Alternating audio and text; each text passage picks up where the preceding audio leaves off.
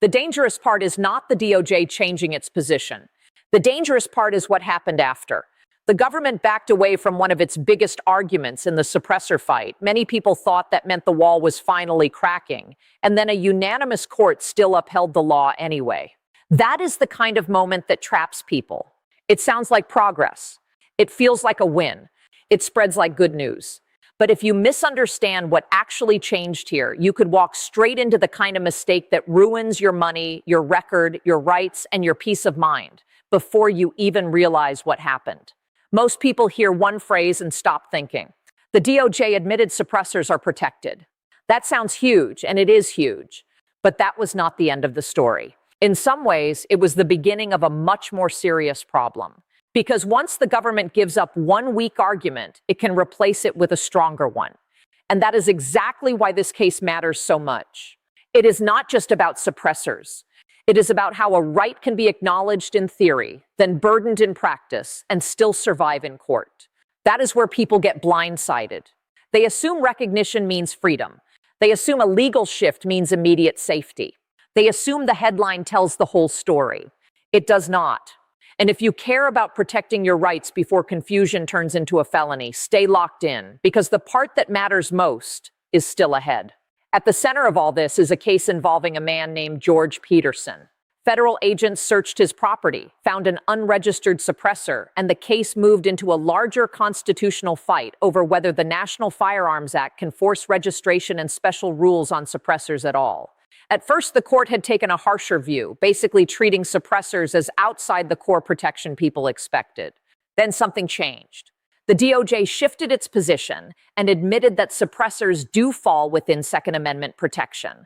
That single move triggered a lot of excitement. For many gun owners and legal watchers, it looked like the government had just opened the door to a major collapse of old NFA logic. And that is exactly why what happened next hit so hard. Instead of striking the law down, the Fifth Circuit revised course in a different direction. The panel did not say the NFA was dead. It did not say suppressors were free from federal control. It did not say ordinary people could now ignore registration rules. What it did was more subtle and in some ways more powerful. The judges assumed suppressors are protected and still upheld the federal system, unanimously. All three judges. No split. No dramatic internal war. No narrow one-judge opinion you can wave away as an outlier. That is a serious signal. And if you value clear breakdowns of legal shifts before the internet turns them into dangerous myths, subscribing is one of the smartest things you can do, because stories like this are exactly where bad assumptions become expensive mistakes. So what was the court's reasoning? In plain English, the judges treated the suppressor rules like a kind of shall-issue licensing system. That means they looked at the federal process and said, if the rules are objective and not purely arbitrary, and if the person can comply by meeting set requirements, then the burden may still be constitutional. That sounds dry on paper, but think about what it means in real life. The court was basically saying this was not an outright ban in the way some people feared. It was a controlled permission system, paperwork, identification, registration, background checks, approval.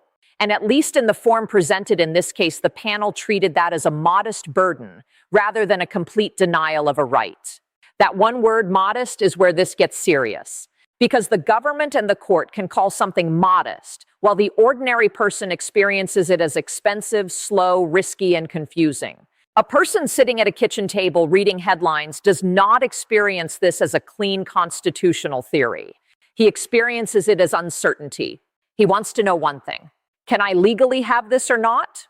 And if the answer is wrapped in layers of shifting arguments, partial wins, old rules, new opinions, federal forms, state bans, and internet noise, the danger becomes obvious. The law does not care if you were misled by excitement. It does not care if a YouTube clip made it sound like the fight was over. If you act like the law changed when it actually did not, you are the one left holding the consequences. If you want more plain English explanations that protect you from that kind of trap, hit like on this video so more people stop getting fooled by half-true headlines. Now here is the twist almost nobody explains clearly. The DOJ's reversal was still a big deal. It mattered because the government stepped away from the claim that suppressors are basically unprotected accessories with no Second Amendment shield at all. That is not small. That changes the battlefield. But the government replaced that losing position with another one. It argued that even if suppressors are protected, the NFA can still survive because the burden is limited and the process is similar enough to other licensing systems courts have tolerated. In other words, the government did not surrender. It adapted, and that is often how these fights really work. Not with one clean collapse, but with a strategic retreat from one argument so the broader structure can stay standing. This is why so many people misread legal momentum. They hear the admission and think the challengers are now sprinting downhill toward victory. But in reality, the government may have just traded one shield for another. It gave up the claim that suppressors sit outside the right, then leaned hard into the claim that the right can still be managed, conditioned, and tracked. That matters far beyond this one case. Because once a court says a protected item can still be wrapped in registration logic, the fight is no longer just about whether the item is protected. The fight becomes about how much burden the system can pile on before a court finally says enough. And by the time people understand that shift, it is often too late to avoid bad assumptions. Imagine an ordinary viewer hears only the exciting part. The DOJ admitted suppressors are protected. He thinks that means the battle is basically won. He talks to a friend, reads a few comments, sees a few victory posts, maybe notices people saying the tax is gone anyway, and then starts acting like federal compliance no longer matters. That is how people get hurt by legal confusion. Not because they are criminals, not because they are reckless maniacs, because they trusted the emotional version of the story instead of the actual one. And when the actual one includes federal registration rules, criminal penalties, and a court opinion that still upheld the system, wishful thinking becomes a very dangerous habit. Share this with someone who follows gun news casually, because casual understanding is exactly where this kind of problem becomes a real-world disaster. And yes, the unanimity matters. A lot. When 3 judges on a federal appeals panel all land in the same place after a major shift in the government's argument, that tells you this is not just noise. It is not a random headline generated by one isolated judge going rogue. It is a serious legal development with weight. Lower courts notice that. Lawyers notice that. Activists notice that. And people who are honest about the fight notice it too. A unanimous opinion can shape the conversation far beyond the immediate case because it signals that the court found a stable path to preserve the law even after the old logic was weakened. That is exactly why the decision triggered so much concern and so much debate. But this is where people need to slow down and think carefully. A unanimous panel decision is powerful, but it is not the end of the road. It does not automatically settle the issue nationwide forever. The case moved into the next phase, and the larger battle kept going. There were efforts to push it higher, including Supreme Court review. Supporters of that push argued that if the government can treat a protected arm or protected accessory this way, it risks turning a constitutional right into a permission slip. That is the deeper fear. Not just this item, this case, or this defendant, but the legal theory underneath it. Because once a right becomes something the government can tax, register, delay, and process through administrative channels, you are no longer debating only whether a right exists. You are debating how much friction the government is allowed to build around it. And keep watching, because that friction is the part almost nobody is prepared for.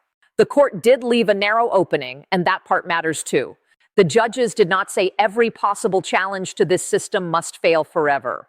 They suggested there could still be room for an as-applied challenge if someone could show the process was abusive in practice. Long delays, extreme burdens. Real-world evidence that the system effectively blocks lawful people from exercising the right. That sounds promising on the surface, but here is the problem. Building that kind of record is hard, slow, expensive, and case-specific. You do not just walk into court and say this feels unfair. You have to prove how the system actually operated against you. And if your case is weak on the facts, the door closes fast. That means this was not a full victory for either side. It was something more frustrating and more dangerous to misunderstand. The challengers gained ground on one question because the old claim that suppressors are simply outside protection became much harder to defend.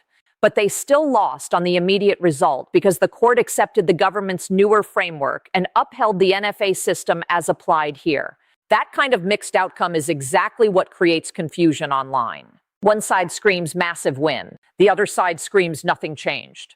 The truth is more uncomfortable. Something did change, but not in the way many people hoped. And if you appreciate that kind of honest breakdown, where the goal is clarity instead of hype, consider subscribing, because the most important protection in moments like this is understanding the gray area before the law punishes you for guessing wrong. There is another part of this case that should make people even more cautious. The court also upheld the denial of Peterson's effort to suppress the evidence found during the search. In plain language, once the suppressor was discovered, the legal system did not just shrug and give him a second chance because there were broader constitutional questions in the background. The evidence stayed in. The case stayed real. The conviction stood. That matters because too many people talk about these cases like they are abstract internet debates. They are not. They involve searches, charges, prosecution, costs, stress, and years of life being consumed by the machine. The stakes are not theoretical when your home has already been searched and the government is already in your face. And here is what makes the broader issue even more personal.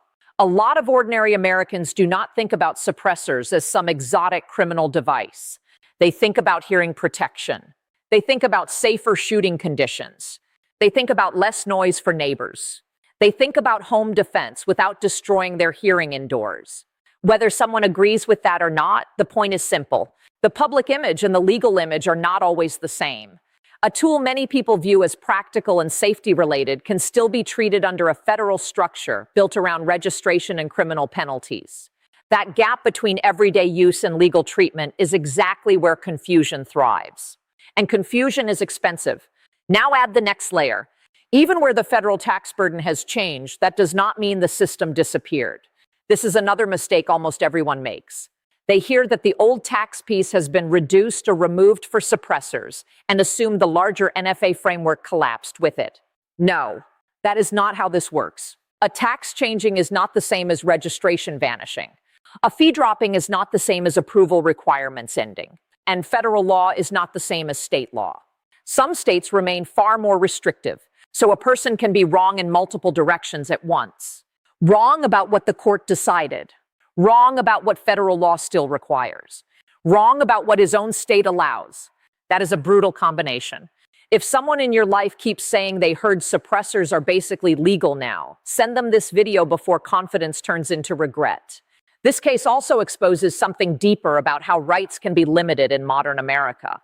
Most people imagine rights being attacked by obvious bans, dramatic speeches, or giant public fights. But some of the most effective restrictions do not arrive that way. They arrive through process, through forms, through databases, through months of waiting, through rules written in language ordinary people never read until they are already in trouble, through a courtroom argument that says, yes, maybe you do have the right, but we are still going to make you pass through our system first. That is a quieter form of power, and because it sounds administrative, many people underestimate it. They should not. Think about how this feels in real life. A husband hears one version of the news and says the tide has finally turned. A wife asks if that means everything is legal now. A friend forwards a post claiming the DOJ just admitted the whole thing is unconstitutional. Another friend says the tax is gone, so none of it matters anymore. A kit gets ordered, parts show up. Someone assumes paperwork can be done later, or maybe does not realize there is still a federal line that cannot be crossed first. Then one day, what seemed like a technical misunderstanding becomes a criminal file, a seized item, legal bills, stress at home, and the sick feeling of realizing the internet celebration did not protect you at all. Like this video if you want more content that cuts through that noise before it costs somebody everything. So what should a smart viewer take away from this right now? First, do not confuse a government admission with a legal victory. They are not the same. Second, do not confuse a changed argument with a changed law. Also not the same. Third, do not assume that because a tax burden changed, the entire federal compliance structure disappeared. It did not. Fourth, do not treat a pending appeal or a hoped-for Supreme Court fight like present-day permission. Until the law actually changes, the risk is still real. And finally, do not let excitement outrun facts when the subject is something the federal government can prosecute. The bigger lesson is even more important. This case shows how legal rights are often tested at the edges first. An accessory, a process, a fee, a registry, a narrow case with unusual facts, a theory that sounds limited. That is how precedent grows. That is how future arguments are built. Critics of this decision worry that if the government can acknowledge constitutional protection and still preserve a registration regime here, that logic may be used again somewhere else. Supporters of the decision argue suppressors are different and the ruling is limited.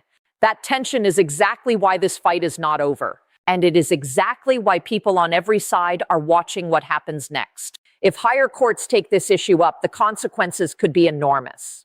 If the current reasoning stands and spreads, the government's strategy will look smarter in hindsight. It will have surrendered the weaker argument and preserved the broader regulatory structure. If a higher court reverses and says, no, you cannot treat a protected item this way, then this case may be remembered as the moment the conflict finally became impossible to ignore. But until that answer arrives, ordinary people live in the gap between hope and law. And that gap is dangerous. Because the law punishes what you do now, not what you thought might happen later. That is why the real warning today is not just about one court opinion. It is about the mistake of thinking momentum equals safety. It is about the temptation to hear the words DOJ U-turn and assume the danger has passed. It has not. A unanimous decision proved that. The system can bend without breaking. The argument can change while the burden remains. And the person who pays the price for misunderstanding that is never the loudest commentator online. It is the ordinary person who thought he had time, thought the rules were different, thought the headline was enough. If you care about protecting yourself, your family, and your rights from that kind of avoidable mistake, subscribe now. Because in the end, this is bigger than suppressors. It is about whether a right means what people think it means when pressure hits the system. It is about whether recognition on paper translates into freedom in real life. It is about whether process becomes punishment. And it is about whether everyday Americans can still tell the difference between a legal breakthrough and a legal trap before that difference wrecks their lives. The DOJ changed course. The court answered back. And the answer was not what many people expected. So remember the lesson. Do not celebrate too early. Do not assume too much. Do not build your future on a headline. Watch the case. Learn the rules. Follow the law as it actually stands, not as people wish it stood. And if this helped you see the danger more clearly, like the video, subscribe for more straight answers. And most importantly, share it with the one person who is most likely to say, I thought all that changed already. Because by the time people realize it did not, the cost can be far higher than they ever imagined.